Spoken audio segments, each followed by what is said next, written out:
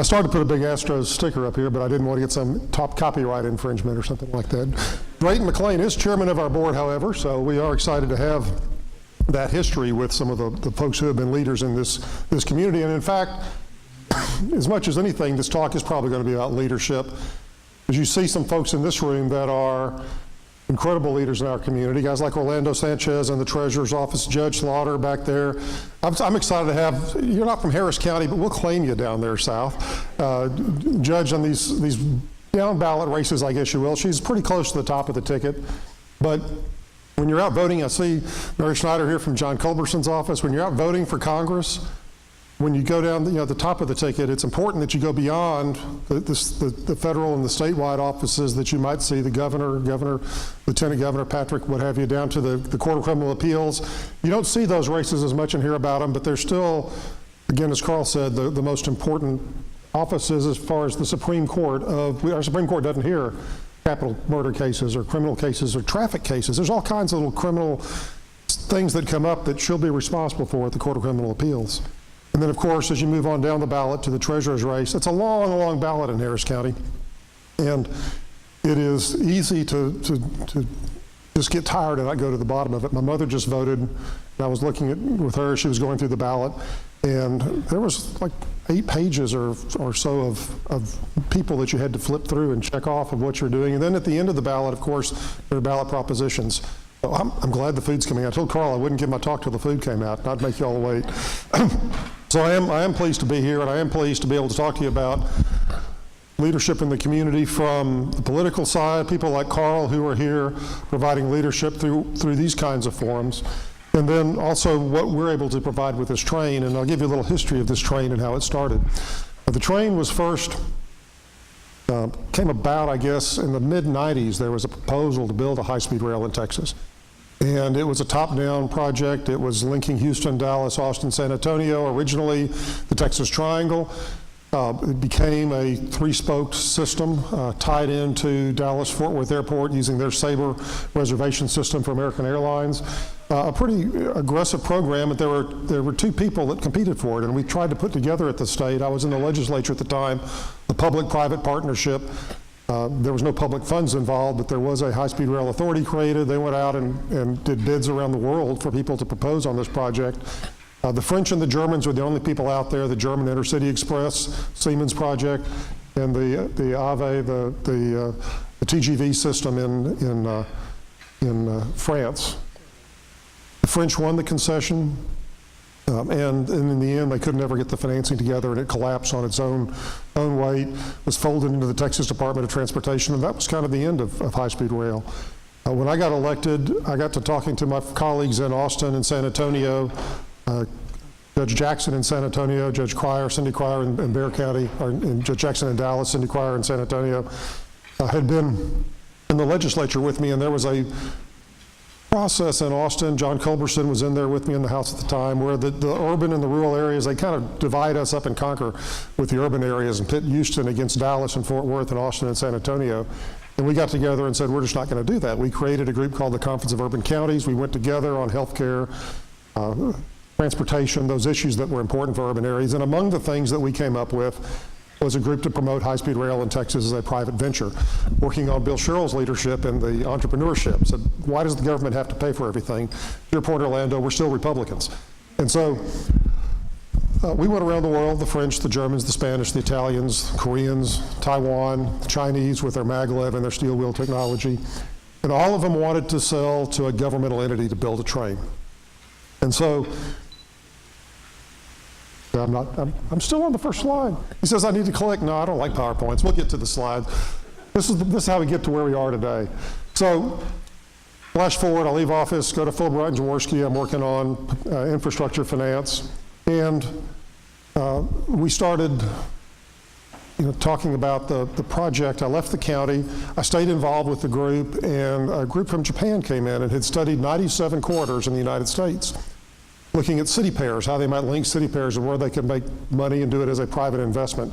They looked at the East Coast. Everybody knows the East Coast has the highest density. The DC, New York, Boston run. Amtrak runs their Acela service there.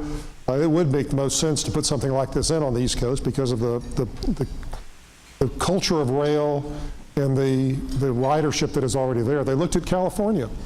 The LA, San Francisco is a big market, very popular. They've got a group that's working in California. But on the East Coast, they looked at it. It was 9 states, about 90 unions. You had Amtrak, and they never could figure out how they could make it work there. And nobody yet has figured out how to make it work there. California, likewise, was California. That's about all you have to say about them. They couldn't figure out how to make it work there. California has now developed a project that will break $100 billion likely in their project cost. Texas was ideal. Houston and Dallas, 2 markets, the Dallas-Fort Worth region, close to 7 million people. Judge, people don't know you here that you ought to be up in Dallas-Fort Worth talking tomorrow. Folks in Houston, close to 7 million people. Likewise, rural and flat, a pro-business attitude, a regulatory environment friendly towards these kinds of projects. And it just made sense, and they brought me to Japan and showed me how they were going to help finance that, and we'll talk about it, and convinced me that it was something that we could actually make happen. There was a group of about 10 of us that put this together to start, and we began the project that is now the Texas high-speed train, affectionately called here, among others, the America's Bullet Train. It is about connecting people, creating jobs, and building a whole new American industry. And for me, people ask, why are where did you get the interest in trains? And it's really not so much an interest in trains. It's very cool. But it's the interest in connecting Texans, connecting Americans, and growing our economy in the state. So what makes this project a little bit different than most of them? This train is different than anything. People around here, who has ridden on a European high-speed rail, the TGV, the ICE? Well, so we got an area group that knows a little bit about, or the Japanese system. This train is very different. Kind of hard to see in this picture. Let's get some more in it that talks about let me go back to that first picture because you can actually see. You notice the nose on that train. It's designed to be both aerodynamic, but it's acoustic. I mean, these guys have come in, and it's now the 6th generation of this train, the N700A, advanced one that's even newer than this one. And it's designed to be not only fast, it goes 205 miles an hour, not only efficient, it's the most efficient and safest train in the world, but also to be the most environmentally friendly and quietest train in the world as well. So it is the safest train. Over 50 years, they have had 0 accidents, 0 fatalities, and you'll hear occasionally about high-speed trains or train wrecks. It doesn't happen in Japan. Even in earthquakes and the high-density urban areas they run through, the speeds they run at, they leave on time every time. The average delay is less than 30 seconds. And the time between Houston and Dallas with the stop at Bryan College Station, Roans Prairie to serve both Bryan College Station and Huntsville, lets us make this trip in less than 90 minutes. So it's a quick run for those of you who are making frequent trips. It is the latest generation, the 6th generation, the N700 Advanced, has the most technologically advanced train in the world with regenerative braking, laser monitoring of the tracks to make sure that everything's in alignment. And when folks are driving this train, if you get in the cockpit, the driver's compartment in the train, people ask about the safety issues too, terrorists coming on the trains, the like.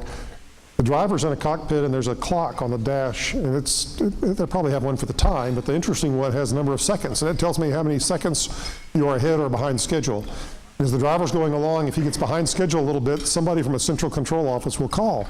You're behind schedule, what's going on? Or he's going too fast, they'll call him and say, you're ahead of schedule, what's going on?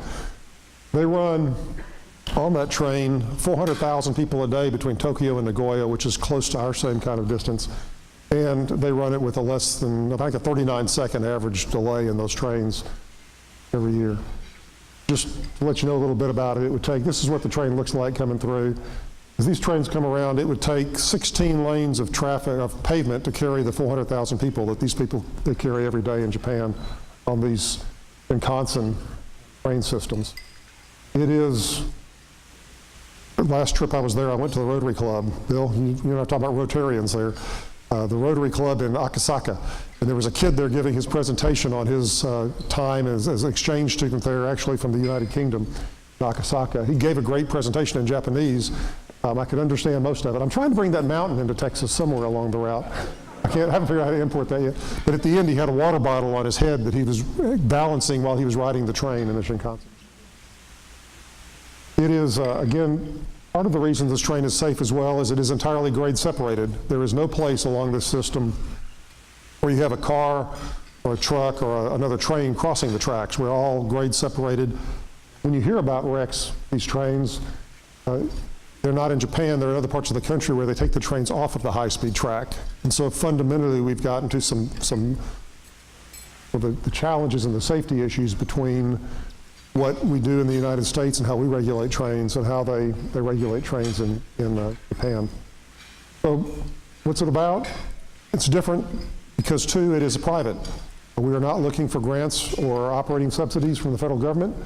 We have spent tens of millions of dollars because of the investors demand it, looking at potential routes, looking at where people go. In fact, from the initial times when we started this project about 6 years ago, it has moved to the point where in the traffic surveys we can tell, tracking cell phones, it's not us doing the tracking, but the data modeling they do, they can track and tell where people are coming from before they get on a Southwest flight, where they get off, where they wind up when they go to Dallas, when they're driving, how many people go back and forth. There's 14 million trips a year being made between Houston and Dallas today. 50,000 of those trips are made by what we call super commuters who make it at least 3 times a week back and forth between Houston and Dallas. And again, most everybody you talk to, given the option to take the train, would do it. We are adding that station in Bryan College Station. It runs Prairie. It's about 15 or 20 miles to the east of Bryan, serve both Bryan College Station and Huntsville. People forget sometimes. We have North Harris, one of the largest colleges in the state of Texas here. Texas A&M, of course, big Tier 1 university, but Sam Houston State's about the same distance the other side of this train. And again, a big university that serves much of the Houston market. Where did we come from and how did we get here? We started actually about 2010, I guess, was when I joined the group. We finished our feasibility studies validating those initial Japanese studies of the city pairs looking at potential routes. We moved on to the beginning of the environmental review process. This is one of my frustrations. We need to get John to keep working. John's been very helpful. When they built the Katy Freeway, Culberson shaved about 8 years off of that project, cutting through the regulatory process, doing a partnership with Harris County, the first of its kind in the country between the Federal Highway Administration. We haven't had that kind of partnership because we don't have a public partner in the environmental side, and we're running a little behind schedule. There's still, to me, no excuse that it should go from January 14 or June of 14 all the way till the end of 19 before we finish the environmental process. But we had started that in 14. We're now at 15. We got the initial fundraisers coming in. That's when Drayton McLean joined our project and the Texas investors came in. We went out for a $50 million raised and wound up with $75 million. Cut it off as people were excited about the train and saw the prospect not only for the state of Texas and the transformative nature of this project, but the opportunity that it presided as a business as well.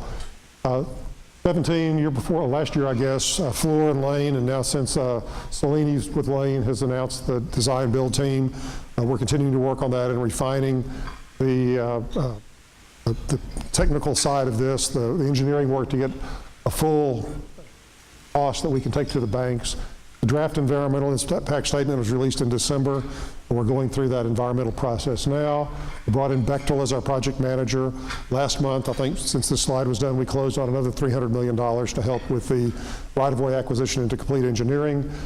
This is financed and largely by, again, private sector, American investors, as well as debt coming through the Japan Bank for International Cooperation, which is helping to make the project viable in these markets. I talk about that too, compared to our toll road system. When we built the toll roads, folks did not believe the toll roads would be successful.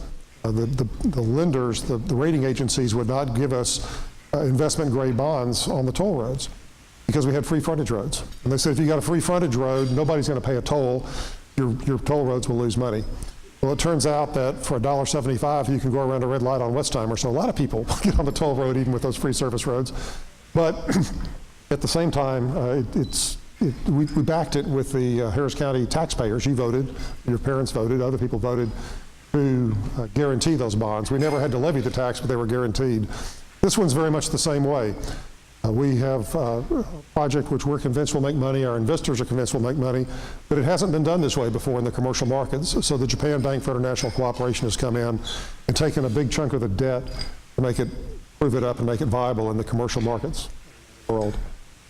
Every day we're working on this train today. People say, well, when are you starting? Well, we started in 2011. Floor and Lane, Freese Nichols, a big engineering firm out of the Dallas region with the Houston offices. AECOM is doing our environmental work. They're a big international firm, but based here in Texas. Arup is the rail division. Arup is actually a UK firm, but they're here in Houston, and their international, America's rail division is here in Houston, and they're working on our project.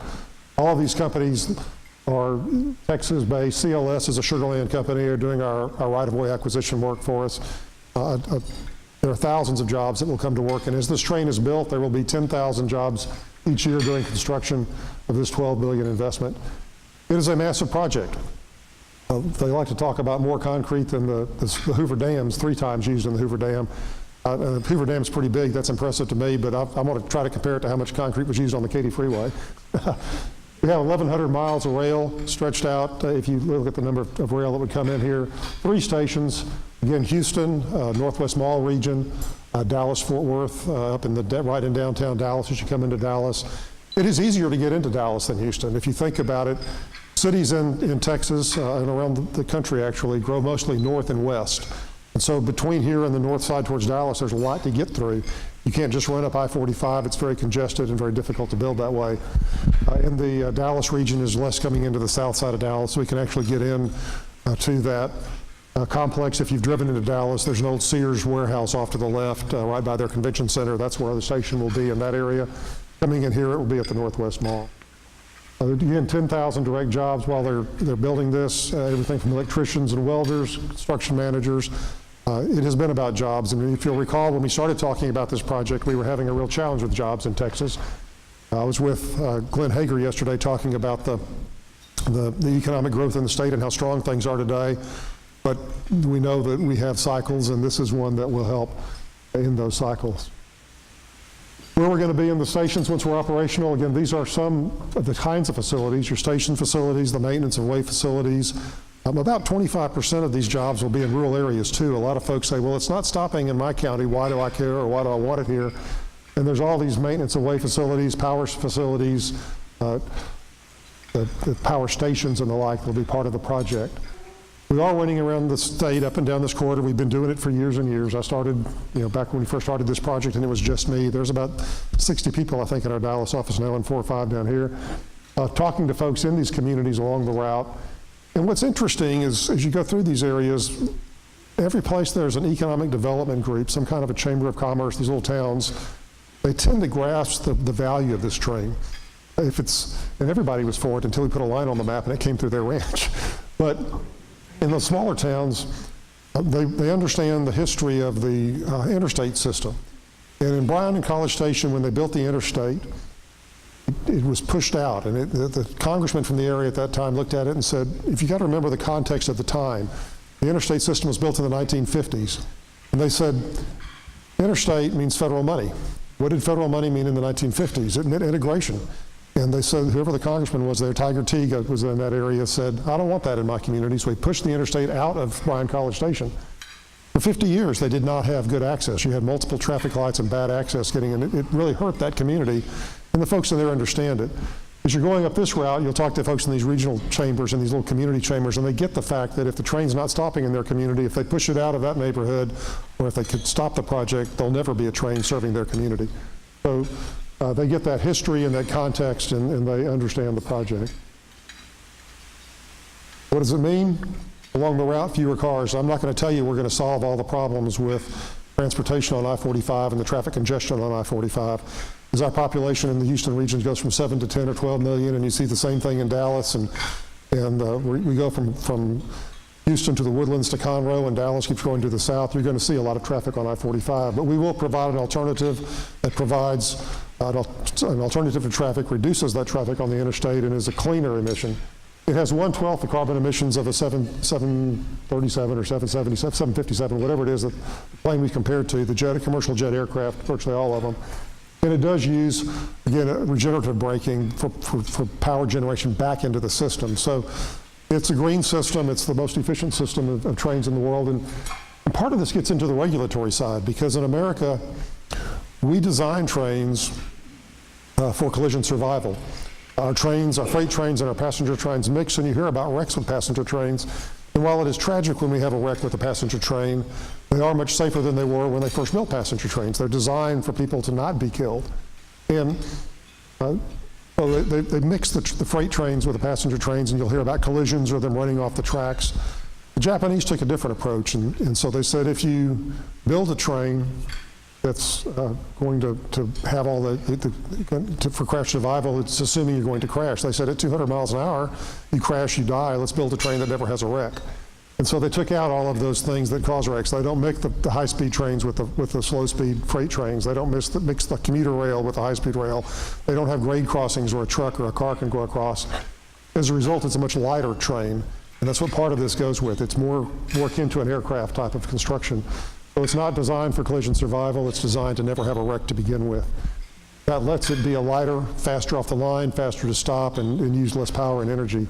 When you start trying to overlay the U.S. regulatory process, and we are going through what's called a rule of particular applicability, it is a federal regulatory process to design an exception to a rule that doesn't exist so that this train can be operated in the United States, to show that it can actually be, again, operate here with the same kind of safety record you've got in Japan.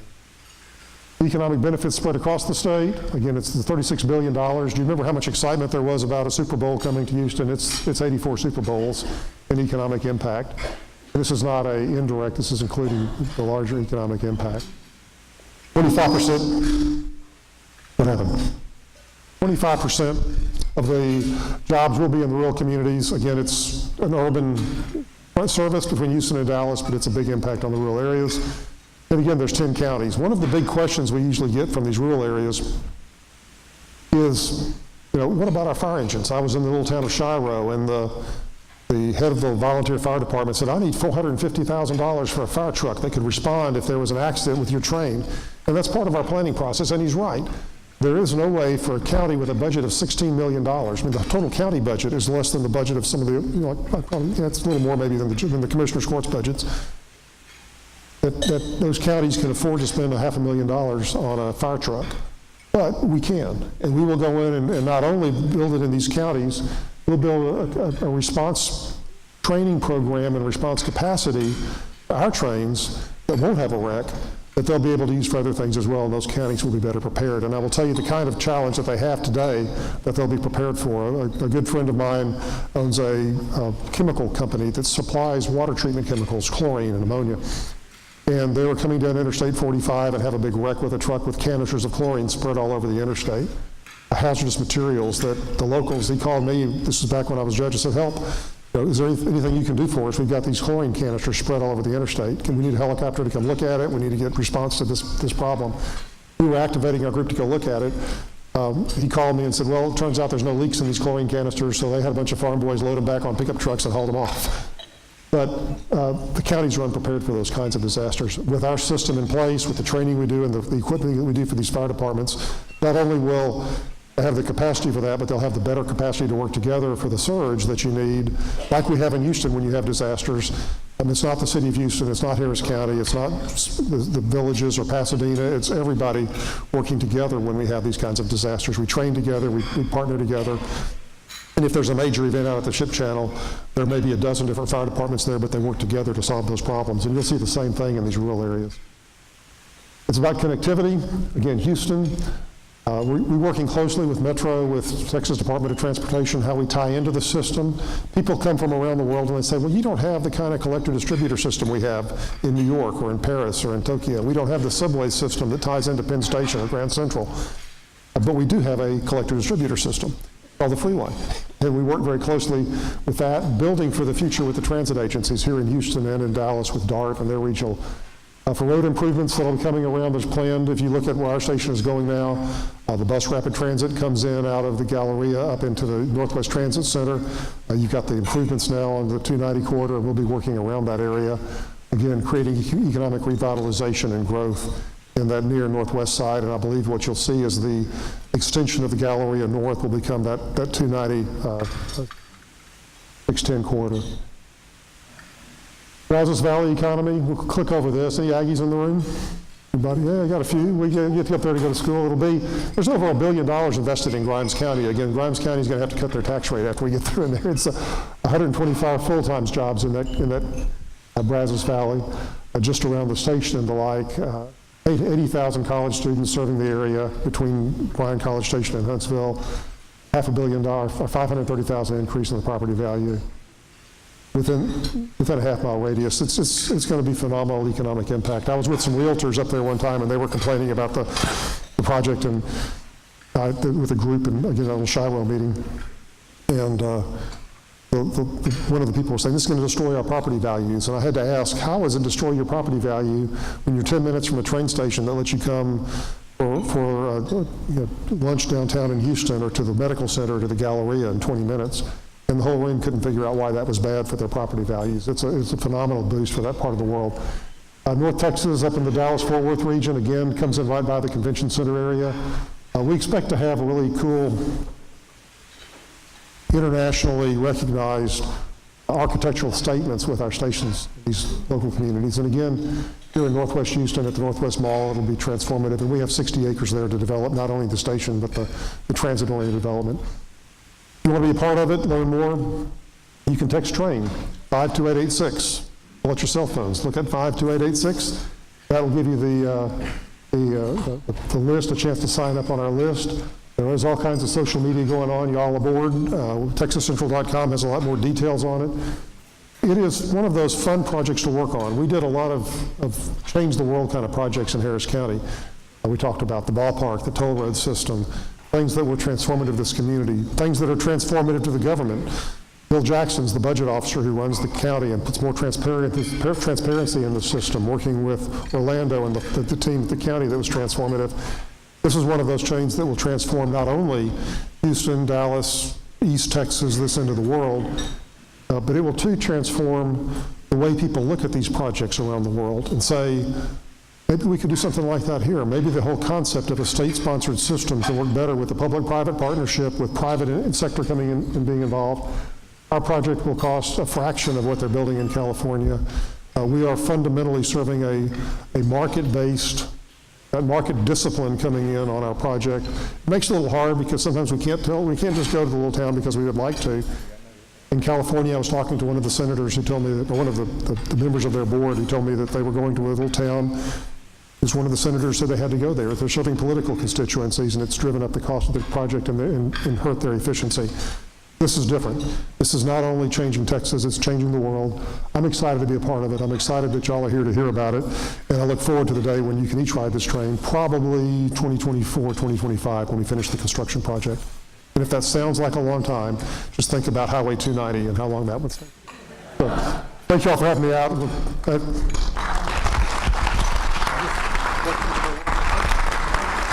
We're still on time. Carl, have questions? Anybody has questions?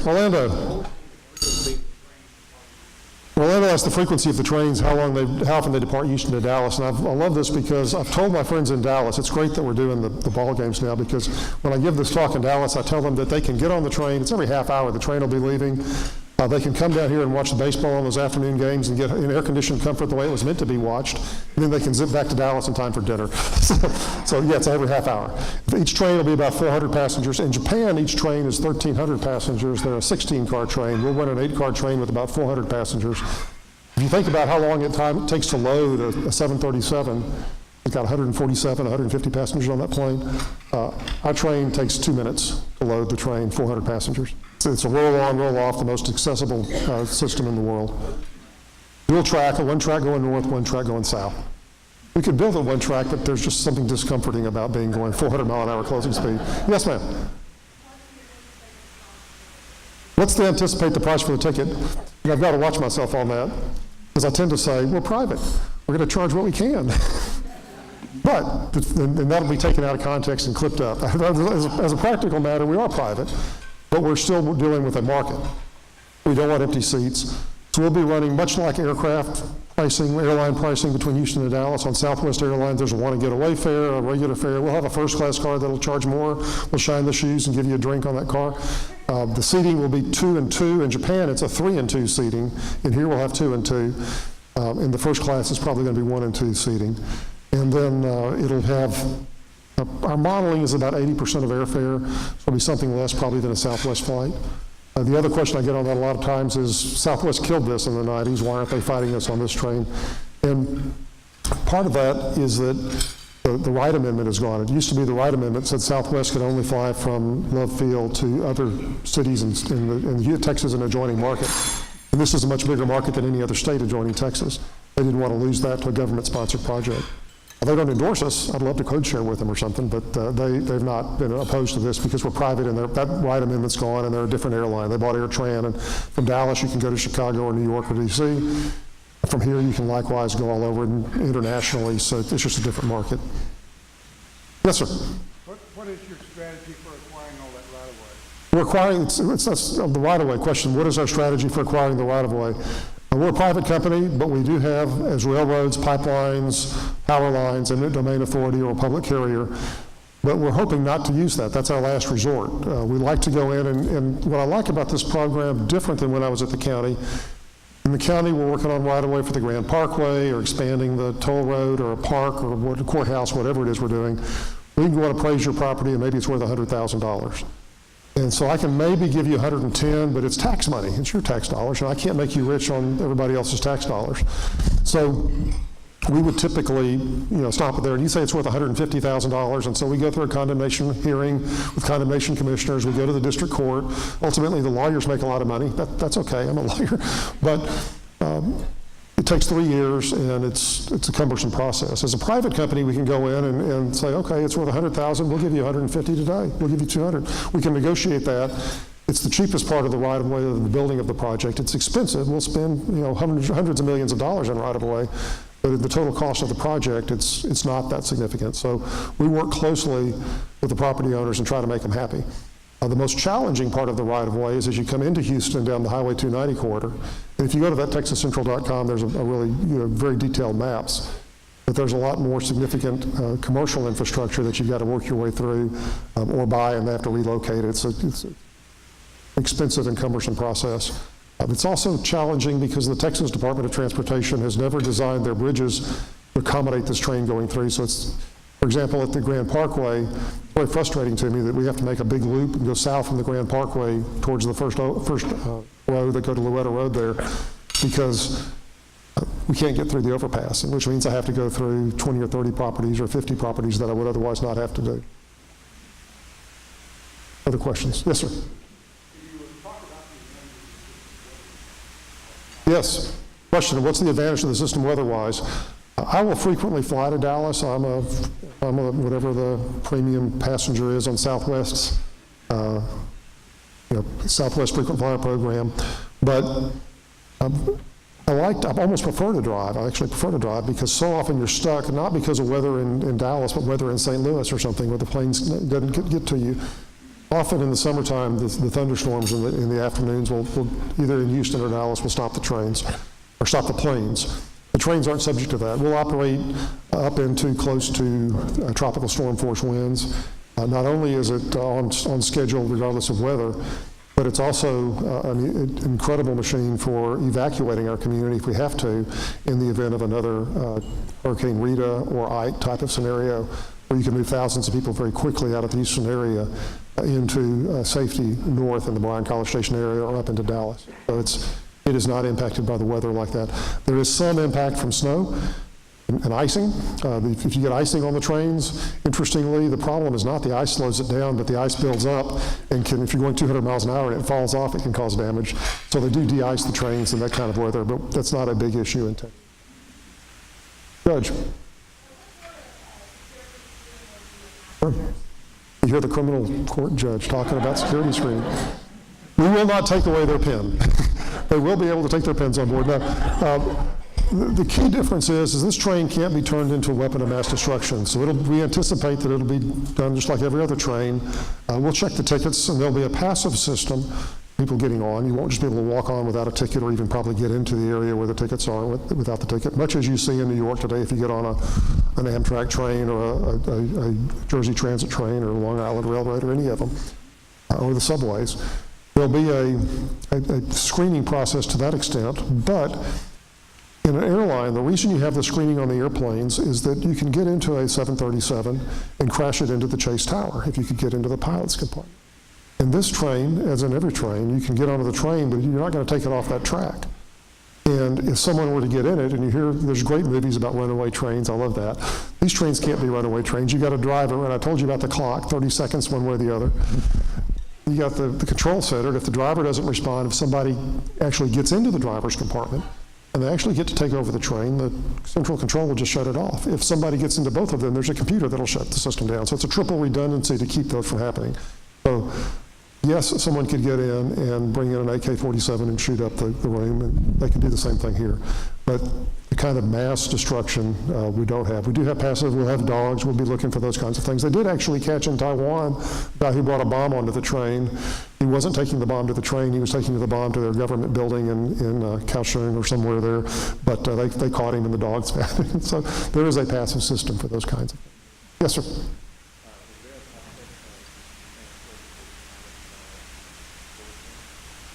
Transporting products? We've looked at that. The bullet trains don't carry typically, in Japan, don't carry typically the mass kind of freight. What you get is high value, but what I would tell, we don't know, the short answer is no, we don't have freight on this train. We looked at the idea of maybe like the airlines kind of, but Texas is a short market, and what we find in most of the supply chains is what's more important than speed is reliability. And so they don't want to pay the premium that typically to get something fast between Houston and Dallas when they put it on a truck and get it there in 4 hours or 6 hours or whatever it takes. That said, I do believe you will see things like organ transplants, those kinds of small items that are high value, highly time sensitive kinds of things that people will come back and forth. And you will see, I think, a lot of collaboration between the Texas Medical Center and the medical facilities at Baylor Scott and White now with Memorial Hermann in the Dallas area, Baylor Medical in Dallas, Southwestern Medical, UT Southwestern in Dallas, and the Houston Medical Schools. I think you'll see a lot more collaboration and things going on because of the reliability of the system. Yes, ma'am.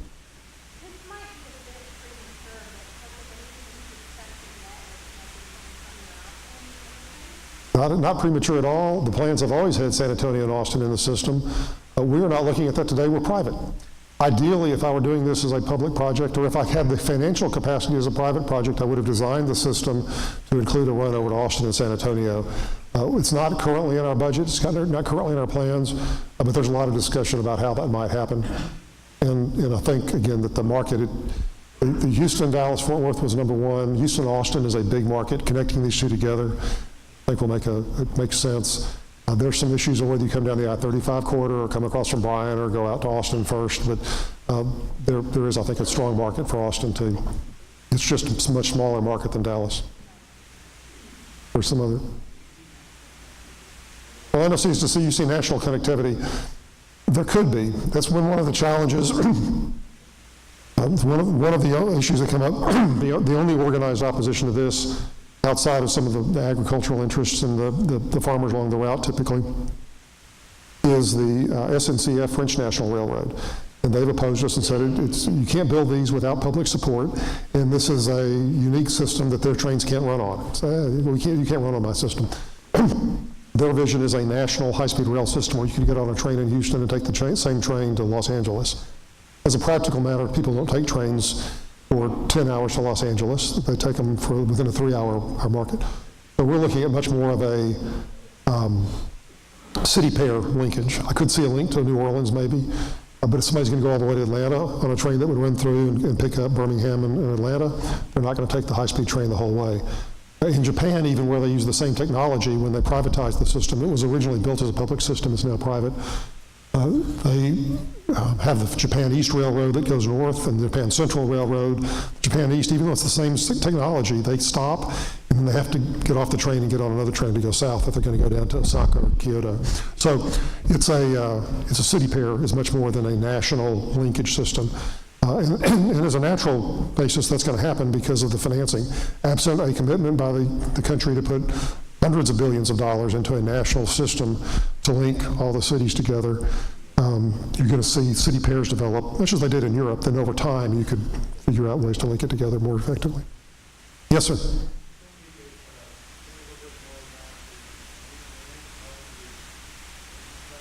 Sure.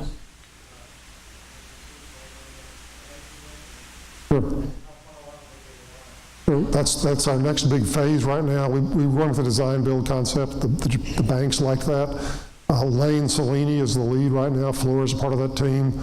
They're doing the engineering and design build and getting costs in and trying to optimize the project for financing. It is a little over 50% will probably be elevated on a viaduct type system like you saw up here. And when those goes through the rural areas, what you're going to see is a place for the cows to have shade in the rural areas where you have a viaduct. Where we don't have a viaduct, we'll have embankments with the ability to get through bridges and overpasses in those embankments so you can get back and forth across your farms and the wildlife and the like. So it is a massive civil engineering project. It's not a complex civil engineering project. The actual train systems, Japan Central Railway, which is operating the system in Japan today, is over here with us working on the actual technology that goes into it and the integration of the system with the American markets. And now we just brought in Renfe, the Spanish train operator, the high-speed operator on the train is the system to ensure that the technology and the operations ties in together. So it is an international project, but it is, and it's a massive civil engineering project, but it's not a complicated civil engineering project. Yes, ma'am.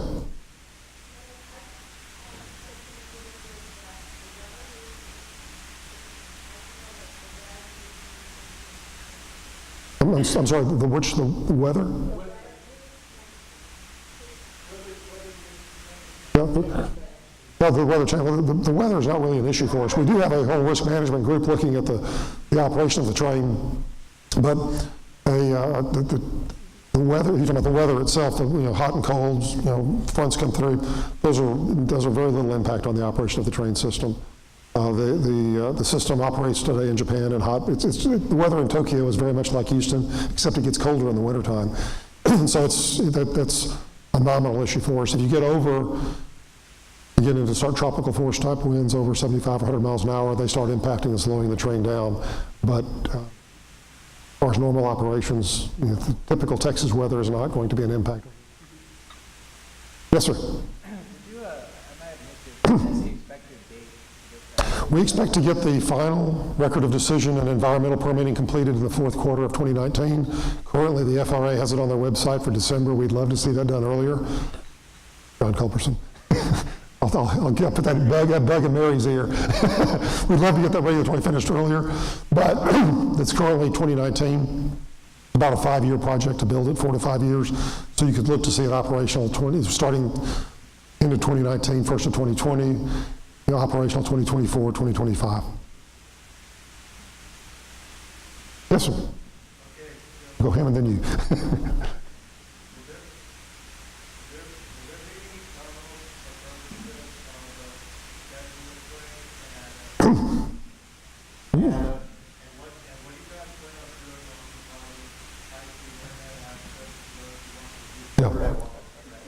Question, what do you do for high-speed? It would be the students asking about high-speed internet, and there's a good answer. Yes, you'll have high-speed internet. In fact, we're hoping to be able to provide not only on the train, but along the route in those communities that we serve that don't have enough high-speed internet service now, they'll be able to use it as well. So that's one of the things we're looking at. You'll have, unlike an airplane, you'll be able to use your phone, use your computer, get up and walk around. It'd be like all those amenities would be there. So. Yes, we'll have high-speed internet. We are actually looking at tunneling. I was in Washington, D.C. 2 weeks ago on Saturday looking at a system. The Americans have not had really good soft soils tunneling. We've done very well in the hard rock you see in New York for their subways, but the Europeans have done more of that. Interestingly, the guy who was on the tour of the tunnels in New York, or in Washington, D.C., was the head of the Harris County Flood Control District because they're looking at tunnels too.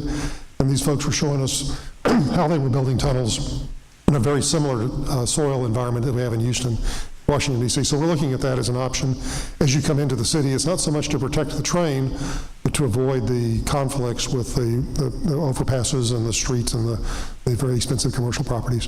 Whether we do it or not, I don't know, but we're looking at it. It's about $50 million a mile. They were telling me for this 23-foot tunnel, ours would have to be a little larger than that. So it's an expensive proposition. Yes, sir. Do what? Oh, student discount. Let's see. We have you're at Houston Baptist or UH? Houston Baptist. Baptist, we like Baptist. You'll get a discount. No, there will be, actually, we joke about it. It'll be it will be priced much like the commercial and anything. We don't want empty seats. I do think what you'll see is the opportunity to have educational, there likely will be something in that mix There'll probably be some kind of senior, it's all set up with the operator and what their financial risk is and their profile. We don't want empty seats. So I hope that you'll be able to take a girl on a date and go up to Dallas. Why you'd want to, you're not going to impress her going to Dallas, but you might want to go up to Dallas and then have dinner at the restaurant there at the station in downtown Dallas or on the West End. They do have some kind of neat places on the West End, and then come back down here. Yes, sir. A frequent flyer program on our train. I hope so. Again, we're not yet at that point. That's what Renfe will work out. They do over in Europe on their projects, so I'm assuming we'll have a similar kind of project here. I'd love to find some code sharing with some of the airlines. We do actually have code sharing with Amtrak, and Amtrak has a reward program, so I'm sure you'll be able to be a part of their system. That won't do a lot for you if if you're going to New Orleans or something in Houston. So we will have something else, I'm sure, on ours that'll be a part of that. Yes.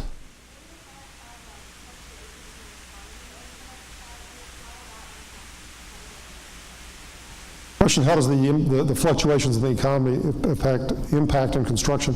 We know it's a long-term project. The investors in this project are not looking for a first quarter return. There's a 5-year ramp-up project built in. I would assume that if interest rates went to 15 or 20% as they did in the kind of Carter era, that might impact us. But at this point, our financing is pretty well secured, at least on the big first part of the debt side. I don't expect that'll be an issue. We do expect to have a significant private investment equity in the train, largely international pension funds. I chair a pension fund that's really not into this kind of thing, but we do have people who look at a long-term, they're taking a 20-year long-term kind of outlook, and once this is built, there's not going to be a lot of competition because of the cost of entry is so high. Yes, sir. The power, is it maglev, electric train? It is a steel wheel on steel, much like the trains they run today. They do make a maglev train in Japan. It's all totally electric. The motor, it's a distributed power system. There's a motor on each wheel set. They call it a bogie. They're all powered. And that gives it its regenerative braking and its speed. It doesn't have an engine in the front. When you get into the end of the train at the Houston station, the driver will go to the other end, and it's just the same way. They just turn the light colors and go back. It is electric. Today, we believe there's significant power and adequate supply on the grid, although we are looking at that, is what we can do to provide more green energy and secure both our system and making sure that there's power available along the route as the region grows. I think that, yes, let me get one more before he gets it, because I'm here and I've got the mic, and Carl. Give it to me.